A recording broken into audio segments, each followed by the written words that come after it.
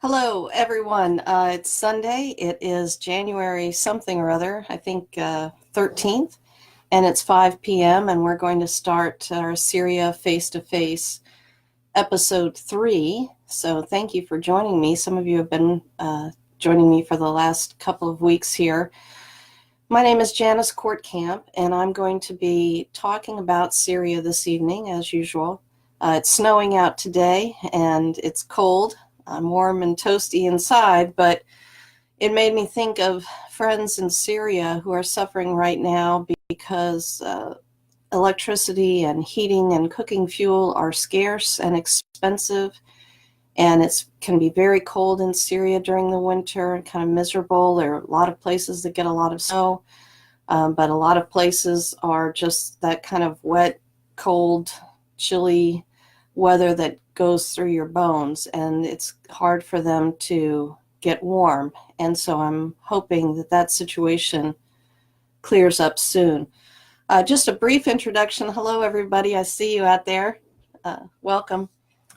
My name is Janice Courtcamp, and I've traveled in Syria 6 times since May of 2016. I've spent a couple of weeks there, about 3 or more weeks there each time, traveling around the country.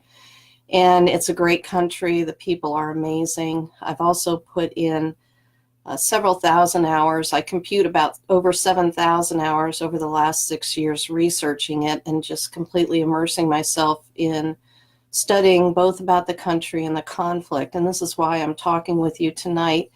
I've never claimed to be an expert, and I never would claim to be an expert, but I do feel I have enough knowledge and experience to have an opinion, and so that's what I'm sharing with you tonight.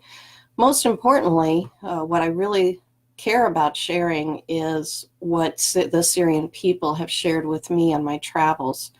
And so we're going to do a little bit of both tonight, where I'm talking about a couple of topics. The big one, of course, in the news is should the U.S. pull out of Syria? What about the Kurds? Those are the two questions I want to deal with in the first part, the first half hour, and then after that share some memories of my 4 days in Deir ez-Zor and Al Mayadeen last October, which was really quite a life-changing experience for me in many ways. I'll never forget that time. So first, let's start with going back how I introduced the program. It is cold in Syria, and people are cold who can't buy heating oil. Electricity is scarce, and there are long lines to refill your fuel. And, you know, this is brutal to watch because these people have gone through 8 years now of war, and life is still very hard there, of course.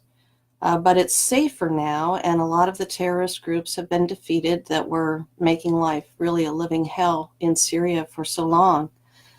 And now we have a different situation of more suffering with the lack of electricity and fuel, etc.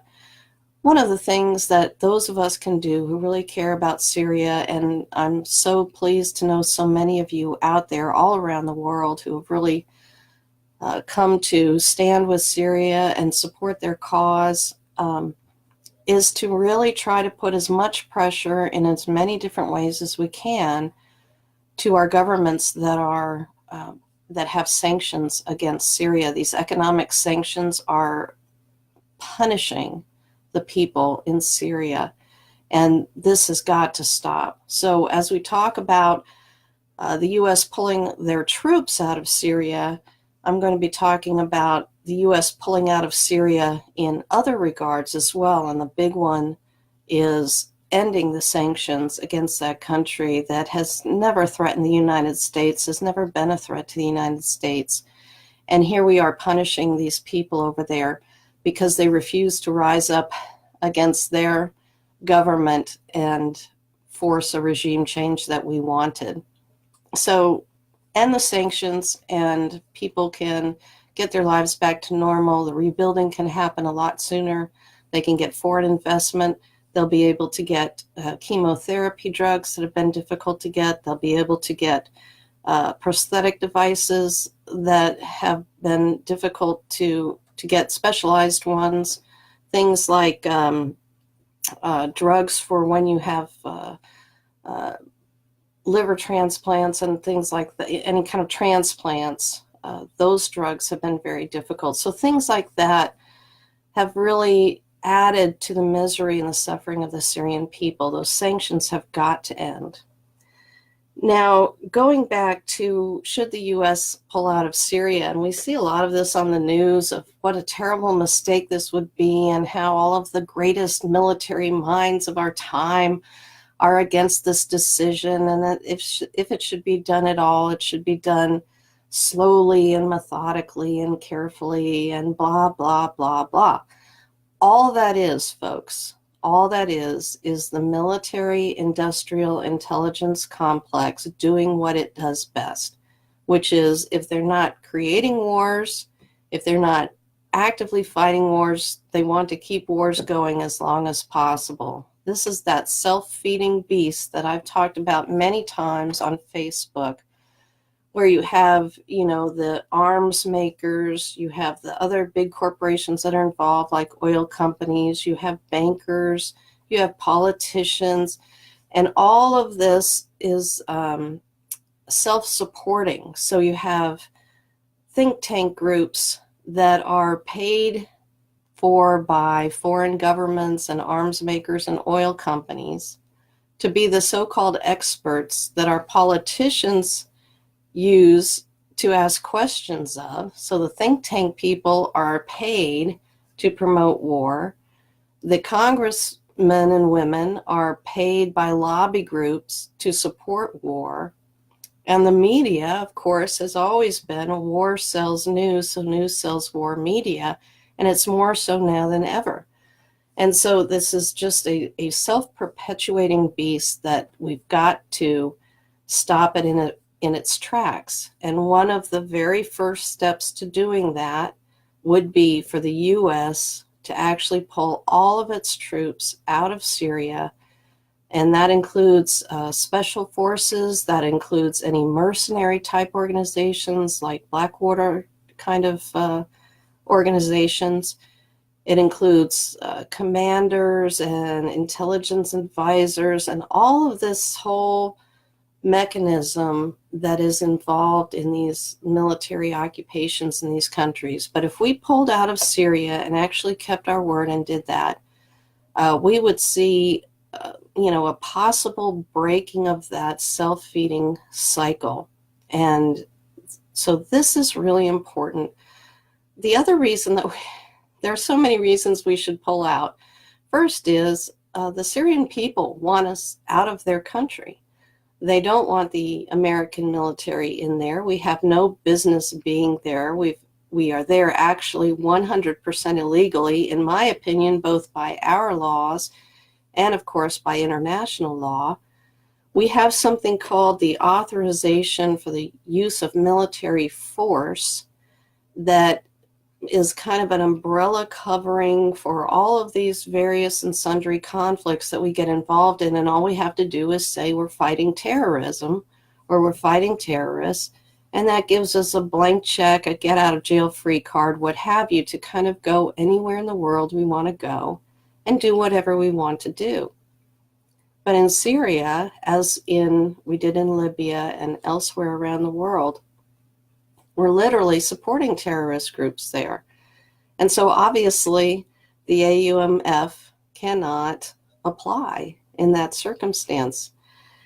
A lot of Americans think that the U.S. is in Syria to fight ISIS. That's absurd. And, we have to look back. Americans typically have very short-term memory when it comes to this sort of thing. But of course, the United States supported the Taliban and the Mujahideen in Afghanistan. If you look at what we did in Iraq, if you just Google actually Camp Bucca prison system in Iraq, you will see how we literally incubated this group that is called ISIS now. And we had the commander of, the leader of ISIS in custody. We had other members of the group in custody. And then we released them. And magically, they formed this group called ISIS that has formed a very convenient excuse and justification for us to go over there now and fight them. Well, there are many instances and very easily proven of us actually assisting ISIS. There was an in-depth report, a 3-year study done by a group in the UK that was tracking all of the serial numbers on all of the ISIS weaponry. And they found, as a result of that study, that much of those weapons that were in the hands of ISIS could not be accounted for simply by gathering them on the battlefield, so to speak, through victories, but instead must have been actually delivered to them. And those were United States weapons, ammunition, sent to them by, according to the study, the United States and Saudi Arabia. And this is something that has been confirmed in many reports, actually, throughout the course of the war. So we're not fighting ISIS. We're using ISIS as simply a justification for an illegal occupation that we have over almost a third of Syrian land. So this is what Americans really have to come to grips with and hold our leaders accountable for. Not only has the United States been playing this cat and mouse game with ISIS to justify our occupation there, but we have in fact been supporting Al-Qaeda in Syria and legions of other terrorist groups. So one of the primary reasons that the U.S. has to get out of Syria, and as in like yesterday, as in really 8 years ago, is because we never should have been there in the first place, and we have never done anything good in Syria for the Syrian people, ever. That just has not been a part of our plan in Syria, and the sooner that we get out, the better. Hello, everybody. Thanks for joining me. So the other question that has been brought up in mainstream media about this situation is, what about the Kurds? And this is a complicated issue because we have a lot of history with the Kurds, and Syria has a lot of history with the Kurds. First and foremost, the Kurds are an ethnic group. There are many ethnic groups in Syria. I think there are over 20 individual ethnic groups that have populations in Syria, and the Kurds are just one of those groups. In many of their areas, they're not even the majority of the population. And in fact, many of the Kurds, if not most of them, are pretty recent add-ins to the Syrian population. In fact, they've come in over the last 100 years. There have been Kurds in Syria for a long time, but the majority of that population actually immigrated into Syria over the last 100 years or so. The Kurds are not united. When we say the Kurds, that's actually a misleading term, because of that ethnic group that we refer to as the Kurds, there are many different groups in that population. They have different alliances, they have different objectives, they have different things that they, some of them support the Syrian government, some of them support, the separatist movement that the United States is working with. And, it's a whole spectrum of people. Some of the Kurd militias actually are very violent. They've been engaging in ethnic and religious cleansing in the areas that they've taken over. This is not all of them, but some of them are very similar to ISIS. And so, when you talk about the Kurds, just be aware that it is a spectrum of a population. The United States has been working with what I and other people call the separatists. And so these groups have wanted to create basically a Kurdistan within Syria, particularly in that northeastern part of Syria where the U.S. is occupying now. And, this is problematic for many reasons because, as I said, not only are there many different ethnic groups that live in Syria, but there are many different ethnic groups that live in those areas that people refer to as Kurd lands. And so they can get nominalized and persecuted should there ever be something called a Kurdistan or a Kurd land in Syria. But this is something that's not acceptable to the Syrian people themselves. It's similar, I like to say, in America, should we have a Swedenistan just because there are a lot of Swedes in Minnesota, for example? Well, no, where they live in the United States of America, they're Americans. We don't have a Puerto Rico stan. We don't have, an Italian stan somewhere where there are a lot of Italians. This is something that's been promoted by the United States and Israel in particular. Those two have been whispering in the ear of these Kurd separatists and telling them, oh, we'll support you, we'll back you up, we'll protect you, and we're going to help you form this little country of your own that just so happens to exist in most of the richest oil field lands in Syria and lands for many things there. And these Kurd separatists took the bait, which is really astounding because in the 1970s and 80s, we had a similar situation in Iraq where the U.S. was promising Kurd separatist groups, claim your independence, let's create a Kurdistan, et cetera, And then a couple of times when it became politically inconvenient, we just dropped them cold and abandoned them. And in those instances, they were massacred. And one time, it was nearly 500,000 Kurdish people who died. And so, there's this history of the U.S.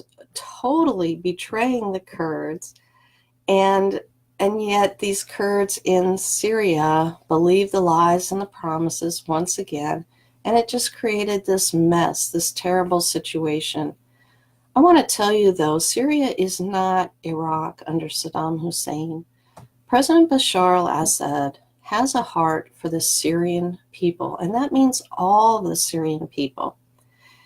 And what makes him different is that he's not going to go massacre these Kurds, the Kurd separatists that have been working with the U.S. All that has happened is he wants to enter into negotiations with them.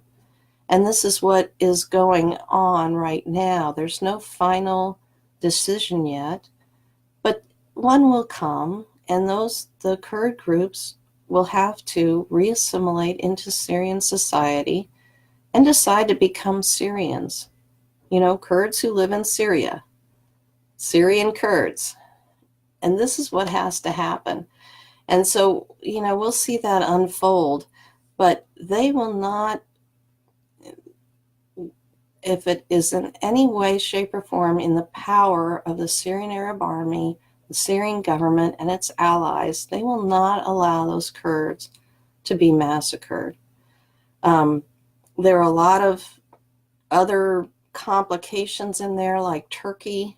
He wants to attack some of the Kurd groups that he considers terrorists, and he uses that as a justification for wanting to do another illegal invasion in Syria. He's already in Syria illegally. So it is a mess, and nothing is guaranteed. But I am absolutely convinced that the best course for the Kurds is to negotiate with Damascus, work with the Syrian Arab Army, and those are the people that are going to care about them for the long term. So I hope that makes sense. One of the things that I wanted to talk about was statement that Secretary of State Pompeo made recently. And actually, going back, Joe Eldred is online, and he made an excellent comment. He said, Congress has to declare war, and they have not, so it is illegal. Nor should we be declaring war on Syria, because, again, Syria has never threatened the United States, has never been a threat to the United States, and in fact had wanted good relations with the United States and Europe. And President Bashar al-Assad had traveled to Europe. He lived in England for a number of years. He was an ophthalmologist there, an eye surgeon. And it was definitely and obviously his desire to have good relations with the West. But the requirement was that those be mutually respectful and mutually beneficial relations, and not a master-slave or master-puppet kind of relationship. That is something that Syria will never accept. They are a strong, deeply rooted civilization. They've been a geopolitical entity since there were such things. Damascus and Aleppo are the oldest continuously populated cities in the world. Their roots go literally back to the dawn of civilization itself.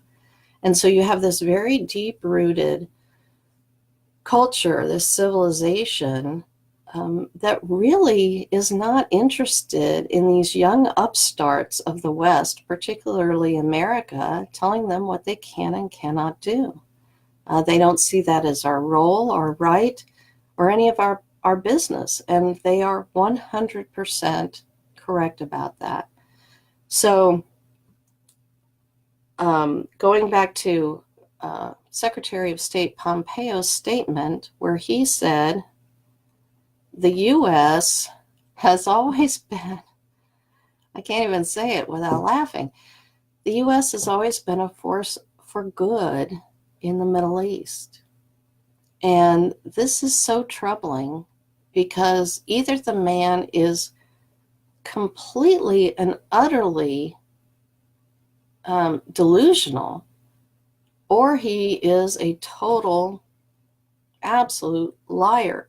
He cannot be anything other than those two, because even a school child should understand, particularly after the devastation that we've left behind in Iraq and Libya, what has happened in Syria, the history of our manipulations. For example, going back to 1949, when the CIA attempted its first coup to overthrow a Syrian government.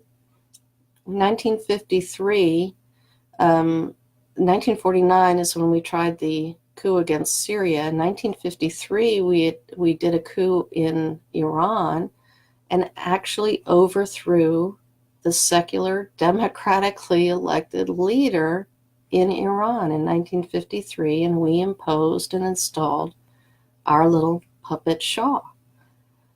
And so, since the beginning, and I've been learning that, it goes much farther back than that, but we have done nothing in the Middle East that is not selfish-driven, is not greed-driven, is not lie-driven.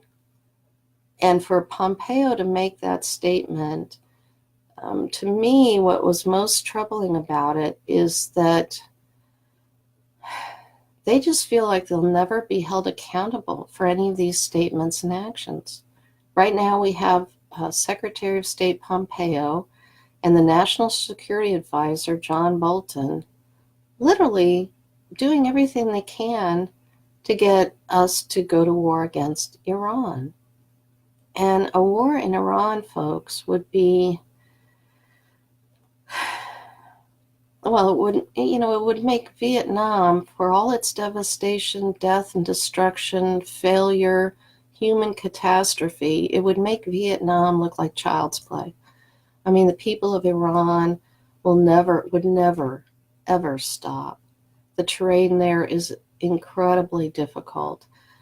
We know virtually nothing about that country and society, and we would be attempting again to destroy another country again that is not an aggressor nation. Iran has not invaded another country in something like over 200 years. Literally every justification that you're hearing to support a possible action against Iran, again, are lies. If you take those lies and turn them 180 degrees and put them back onto the US and Israel and Saudi Arabia, then you'll be close to the truth of what's really going on there. The aggressors are the United States, Israel, Saudi Arabia, trying to take full control of the Middle East and all of its natural resources. And Iran is merely, it's the strong player that's in the way. So please make the effort to learn the reality of what's going on here. It's very difficult for Americans sometimes to accept these realities. We have this rah, support our troops, go Team USA attitude. And I'm telling you, folks, it's all lies. The United States of America, our government, does not support our troops. I don't think anyone is lied to more than our servicemen and women. And there are many veterans, both officers and, just normal soldier people, who are talking openly about this. They're being used and abused. And, so if you really do have a feeling to support our troops, stop supporting these wars based on lies that are not only killing our troops and sending them home injured, permanently injured, emotionally scarred with PTSD and drug addiction problems. Many veterans are turning to crime. None of this is good. So what Secretary of State Pompeo said is opposite of reality. It's like a Star Trek episode, when they'd have an alternate universe. That is alternate universe talk. It is absolutely, unequivocally, very easy to prove untrue. We have not been about doing good in the Middle East. But it would be nice for us to start. I remember, when Donald Trump was running for president, and of course he was saying, "Make America great again." And my call was, let's make America good for a change. Let's actually operate with integrity and rational thought and with a vision for the future, as opposed to, as General Wesley Clark said, we look at every problem. All we have is a hammer, which is our military, and so we look at every problem as a nail. We've absolutely given up completely on any idea of diplomacy. We go around bullying and sanctioning other countries. We call them illegitimate. We start supporting rebel groups in several countries around the world to try to overthrow them.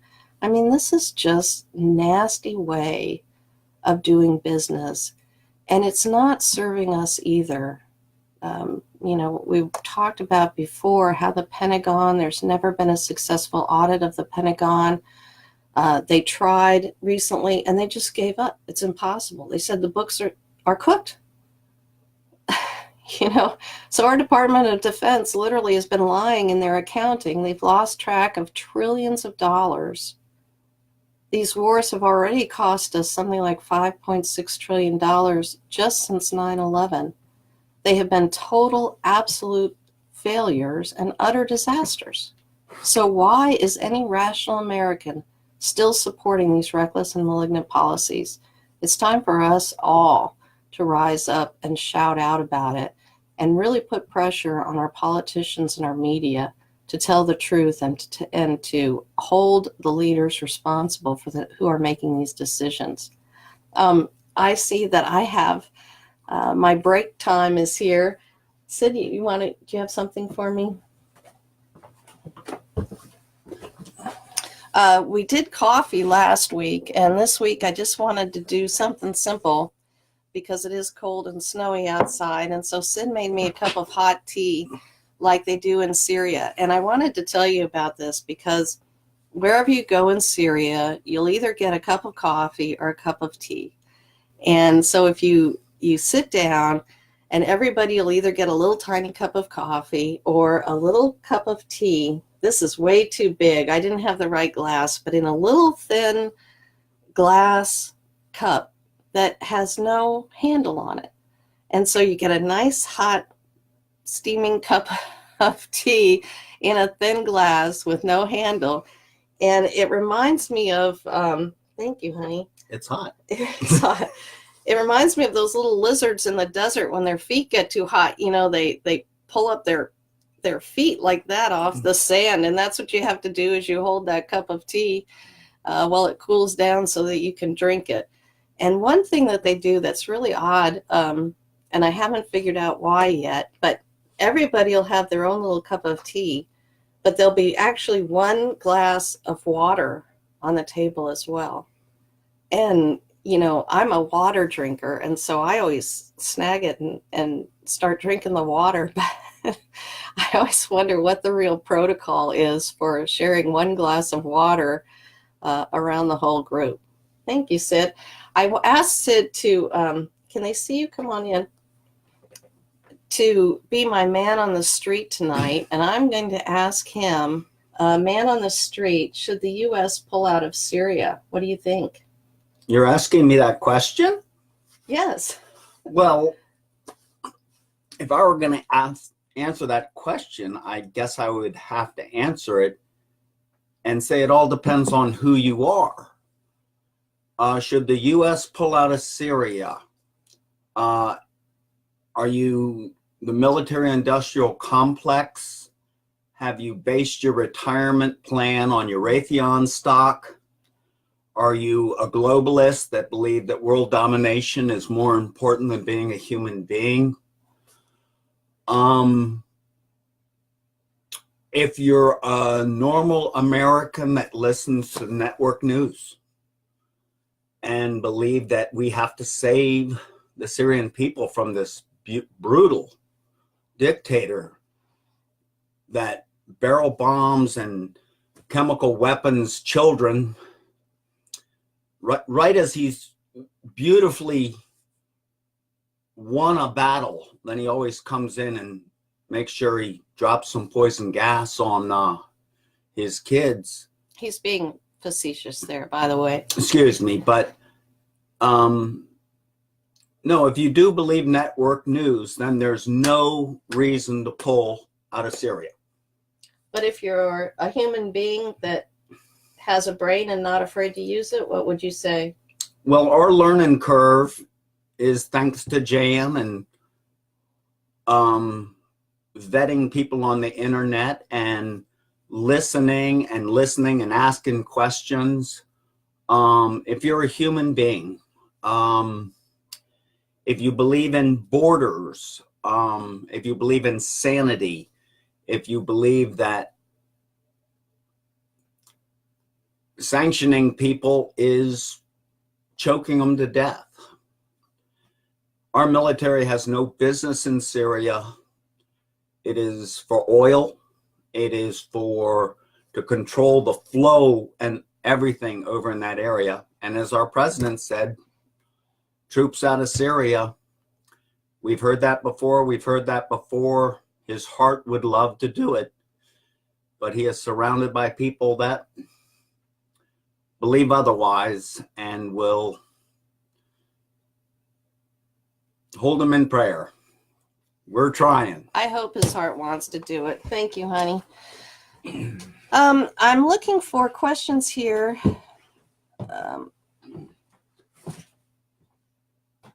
Thank you, everybody, for joining in. I think we've covered just about everything on those questions. I wanted to spend some time doing the fun part, which is actually it's kind of serious this time, and that's describing adventures and travels in Deir ez-Zor last October of 2017, I should say.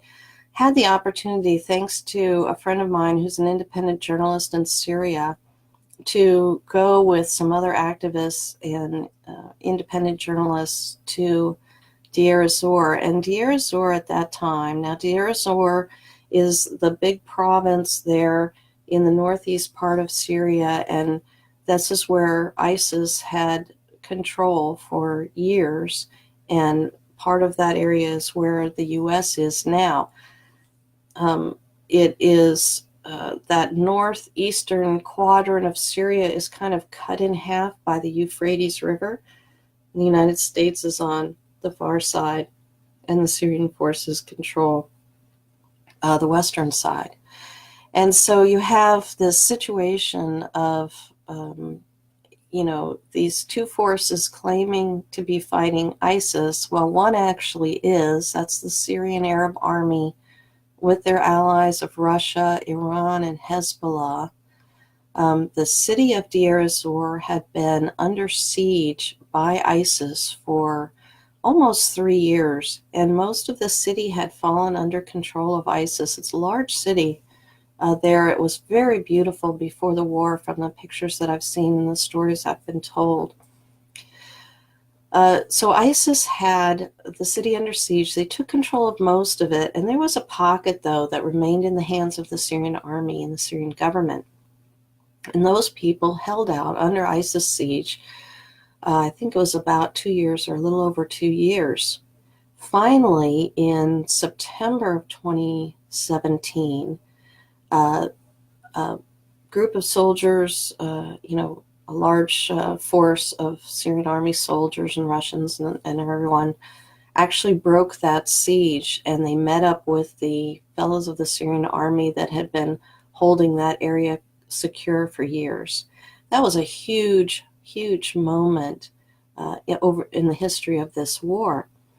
6 weeks after that happened, when most of Deir ez-Zor city was under full control of the Syrian army, there were sleeper cells of ISIS still reported to be in the city. There was one street, we were out walking one day, and they said, you have to stop here because in the next streets over are snipers, for example.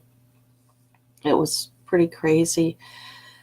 But we got the opportunity to go, and it was kind of odd because all of us, there was me and 3 others. One of them was Dr. Tim Anderson, who wrote the book, The Dirty War on Syria, which is a must-read. Dr. Anderson is an amazing man of integrity and compassion and knowledge.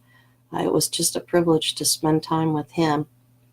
We all piled in a little van, left Damascus, went to Homs, drove through Palmyra, and when we got to Palmyra, which of course had been taken over by ISIS and then recaptured by the Syrians and then captured again by ISIS and then finally recaptured by the Syrian Arab Army and its allies, we went through Palmyra, and it's a very sobering moment because there's that checkpoint outside of the town, and we met up with a Hezbollah soldier there, and he told one of the guys in our group, only God can protect you from here forward to Deir ez-Zor, because you've got this long stretch of road in the desert, not very much traffic. There were still ISIS attacks happening on that road from time to time. And, when a Hezbollah soldier says something like that, or any Syrian army soldier, anyone says that, it really makes you pay attention. And for the entirety of that ride, I have to say I was praying that the van not break down on that road. I want to say something quickly about the Hezbollah guys, because they have been a remarkable force for good during this war in Syria. Incredibly professional. Many of them have sacrificed their lives to save people in Syria. They are well respected by virtually everyone I've met there. And they're not a terrorist organization like has been said about them here in the U.S. They are an armed political party in Lebanon with an army, and thanks to that army, a lot of Syrian people, including many Christian villages and areas, were saved from Al Qaeda and ISIS and other terrorist groups. So they have my respect, like the Syrian army soldiers and the Russians that are there. Those guys have fought very, very hard battles. Going to Deir ez-Zor, the dog is scratching. Going to Deir ez-Zor, we passed through that long road, and we got to the checkpoint at Deir ez-Zor outside the city. And we were pretty excited to have made it, that far on the road. We were happy to be safe. And we got some terribly sad news when we hit the checkpoint. It was the day that General Issam Zaharuddin died by a landmine in Deir ez-Zor. This man, who was really like a Hercules kind of figure, just an extraordinary soldier to watch, what he'd been doing, the victories, how his absolute, almost epic endurance that he had. His son fought beside him all those years in Deir ez-Zor against ISIS. And, he had become a real hero of mine and all of us that were in the group. And to hear that news, it was just staggering, really. He had survived all that time, and to die that day, we were actually scheduled to meet him the next day, and it was something that had been a dream of mine for a long time. And that was really hard to hear that news. And in fact, the whole city was kind of in mourning all the while that we were there. So we got to the city. We went to the governor's offices, the governor's building, and were very well received. We were basically the first delegation of Westerners to go to Deir ez-Zor since the city had been liberated from ISIS. So that was really astounding. And the governor's wife made a beautiful meal for us to welcome us. We didn't know going there whether or not we would be out in tents or sleeping on the ground. Literally, we had no idea. And they had put us up in a private home that had survived through the war. Very, very nice place, owned by a doctor. And, there's no electricity there or running water, but it was very comfortable. And the owner would put the generator on for us at night so we could recharge our phones and stuff. We had no connectivity, but we were using our phones and cameras and stuff to take pictures. Anyway, Deir ez-Zor is, again, it was a beautiful city before the war. It had gotten down, I think it was something, it was over 200,000 people or more before the war. And when we saw it was 50 or 60,000 people remained. There was a lot of damage in the city. It had a very frontier, really post-apocalyptic look and feel to it. The people, of course, this had just been 6 weeks since they had been freed from ISIS. And, so there was kind of a walking ghost look in their eye, like I had seen in Aleppo, really, 4 months after its liberation. These people all have been through trauma that we just cannot begin to understand. There were years of where they were very hungry because of the ISIS siege. They had very little food. Most of the doctors left. Almost all of the doctors had left. There were a few who remained. Life was just brutal, and ISIS is brutal. Of course, there are a lot of military in the town at that time, and still is. They're still fighting ISIS in those areas. Some of the remaining fighting groups that are around. And, it was kind of hard to, how do you interact with these people that have lived through years of being surrounded by ISIS and being affected by ISIS. One of the things that I noticed as we talked to people, we walked around the city, and basically the underlining mentality was they had been dead for 3 years, and they were just walking dead for 3 years, and they felt that they were alive again. And that, my friends, is thanks again to the Syrian Arab Army, the Russians, the Iranians, and the Hezbollah fighters that were battling ISIS, truly battling ISIS. It's hard for me as an American to talk about how the U.S. has supported ISIS through the war. Like I said, we incubated ISIS in our Camp Bucca prison system in Iraq. ISIS came over. The U.S. was already in Syria to some extent, did nothing to stop the takeover of Raqqa from ISIS and the takeover of most of that area there.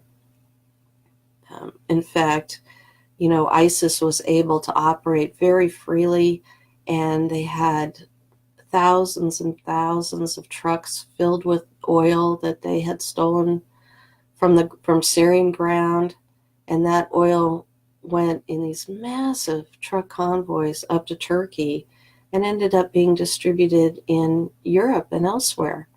Very cheap oil. And Europe was buying it. And ISIS had an income stream of $1 million to $3 million a day sometimes. And that's what allowed them to become, one of the things that allowed them to become so powerful. Again, the U.S. was not doing anything. In fact, John Kerry said that the U.S. was watching ISIS grow. It was a private conversation that ended up getting recorded and released. And he said very bluntly that we were watching ISIS grow in order to try to put pressure on the popular and legitimate president of Syria to negotiate with us, basically to step down. That's when Syria called in Russia, and Russia answered. And Russia came in and started helping to fight ISIS. That was in 2015. And the rest is history, as they say. Battle by battle, place by place, Syria has been liberated not just from ISIS, but from Al-Qaeda and from dozens and dozens of other groups that all share the same basic ideology. And so now most of Syria is safe.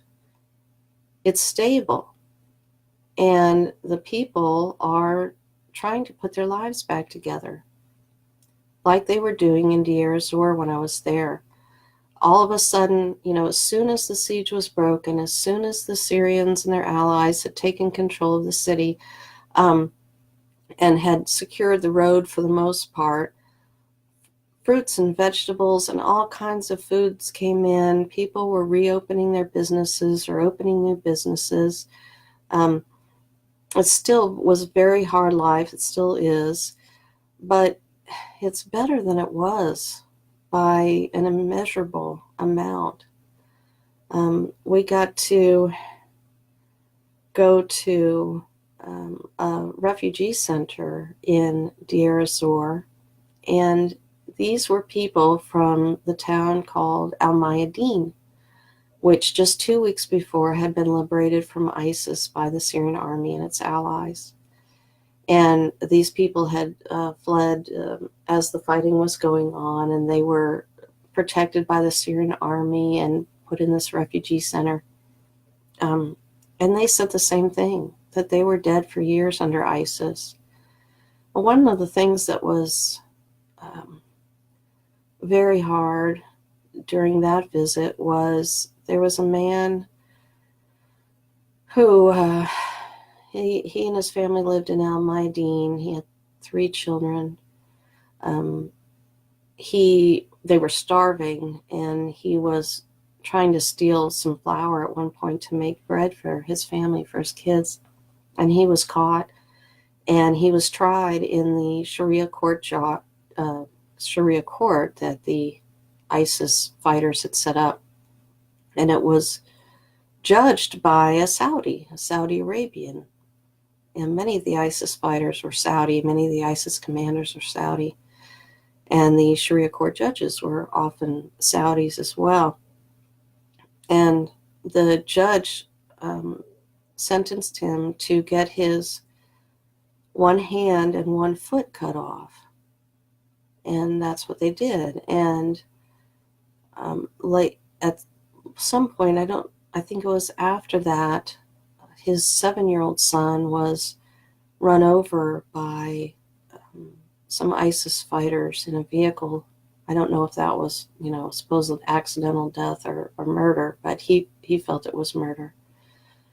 And so we met this man who had been through this experience, and he was a broken man. Still had dignity to him, and he really touched our hearts. But it's just so painful to see, how evil it was there.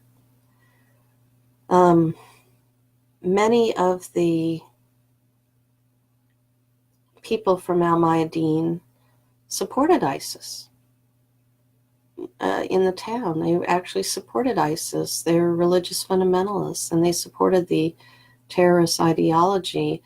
And actually, one of them was in that refugee center, and I knew she was. I was talking to this woman, and she, of course, was in full burqa and black head to foot, and she was holding a girl. I'm assuming it was her daughter. And I was just in my usual t-shirt and blue jeans. And she was looking at me, and through hand gestures, and somebody else there kind of spoke a little bit of English. And she was saying, basically that I was naked because I was in a t-shirt and blue jeans, and didn't I want to put on a burqa and be, a modest, good, righteous woman. So, you have that dynamic there as well. This is a situation like we've had throughout much of Syria, like is in Idlib right now, and some of these ISIS villages and areas right now is, yes, there are civilians there. Yes, there are good civilians, normal people just trying to survive hell and brutal life, just trying to hold on to their homes, and they're keeping their families safe as much as they can. And then there are other civilians that actually do support terrorists like ISIS and Al-Qaeda and colluded with them. And, this actually creates a difficult situation, and one that Syria is going to have to deal with for generations to come. Later on in the trip, we got the opportunity to actually go to Al Mayadeen, and it was about 45 minutes south along the Euphrates River to the town of Al Mayadeen. And this was another extraordinary experience because it had, as I said, just been liberated from ISIS 2 weeks before. At one point, we were walking around, and the soldiers that were escorting us said, "Do you want to see some dead ISIS fighters?" And, I was kind of like, well, yeah, sure, I guess. And so we went over to this one side street, and there were these 2 corpses there. That picture is actually in the video I shared this morning. And they were, their documents said that they were from Saudi Arabia as well.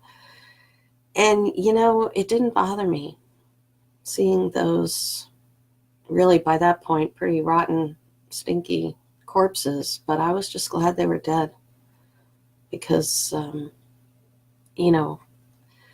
lot of those guys, if they're allowed to live, if they live and they go somewhere else, they're going to do the same things. And nobody wants that to happen. So, unfortunately, this is one of the costs of the way that the United States has been doing these wars, by supporting groups and aiding and abetting them either directly or indirectly we've created these problems that have repercussions for generations to come, like how we're fighting the Taliban now in Afghanistan. Well, we promoted and supported them in the 1980s. And this is the same reckless kind of plan that we did in Libya, and we did a lot in Iraq, and we did in Syria. In Al Mayadeen, which was one of the weapons and economic capitals of ISIS, they were very powerful there. It was a very tough battle. Some of those battles that the Syrian army fought and their allies against ISIS, they had, 70% casualty rates and higher. It was just a killing floor in many of those battles. And I've heard that, some people say, oh, there is no Syrian army, they're all foreigners. That is a bunch of bull crap. Excuse my language. It's absolute nonsense. The sons and even the daughters of Syria have been putting up this fight, have been defending their homeland. And anytime somebody says something like that, I just want to, the steam starts coming out my ears, because they have no idea of the tremendous fight and sacrifices that the Syrian army has made for to protect their families and to save their homeland. So Al Mayadeen, we toured factories that were making mortars and other weapons. We saw how ISIS had actually coined money, so they would force the Syrian people, the civilians, to turn in their Syrian money to use these, stupid ISIS coins. I mean, they were very organized, and this was one of their great strengths. That organization has been broken. And when people say ISIS is defeated in Syria, gosh, we're almost out of time. I've just been rambling on here. When people say that ISIS is defeated, what really has happened is the organization, the command structure, the centers of strength have indeed been totally broken. But you have cells that are still there that can cause tremendous amount of trouble. Not surprisingly, they're strongest near where the United States occupying forces are. Again, they're playing this cat and mouse game. I'm going to have to end it here. I hope this was helpful to people, but I have a kind of a fun story to tell from Deir ez-Zor, and I love this story. I was there, like I said, with several people. We were in the house. One of my dearest friends in Syria was with us, a lady, and she was doing a lot of the cooking with us. I mean, she's a brilliant lady, and she was helping us with all of our research and stuff as well. But she was doing all the cooking for us, and she made one night a very special meal, and she was excited about it. I saw that a lot of the Syrians that were looking on it were excited about it. She's an excellent cook, so she presented it. She put it on the table before us. And of course, I dug in because I love Syrian food, and it was a little texture was difficult for me, a little bit chewy like a calamari, and it was filled with kind of yummy stuff, rice and seasonings and things. And I noticed at that time that all the Syrians were looking at me and kind of, laughing and asking if they could take my picture. And then I knew that I was in big trouble, because I was probably eating something pretty weird. And it tasted wasn't really my thing. And it turned out it was sheep's testicles and sheep intestines. And as soon as I heard what it was, of course, everybody busted out laughing. I couldn't eat it anymore. And I felt kind of guilty about that, like a real wussy American. But, there's only, I just couldn't do it. So that's one of the reasons I just had tea tonight, was I could have really freaked everybody out and tried to prepare sheep's testicles, but I thought I'd spare you on that one. Thanks again, everyone, for joining me. what I'll do is I'll look at all of the questions and comments and answer them all as I can tomorrow. And I really appreciate you sitting in and letting me just kind of share with you some of these things and the memories and the opinions. And as always, I appreciate the support, and I hope that you all have a very good evening. Thank you. Good night.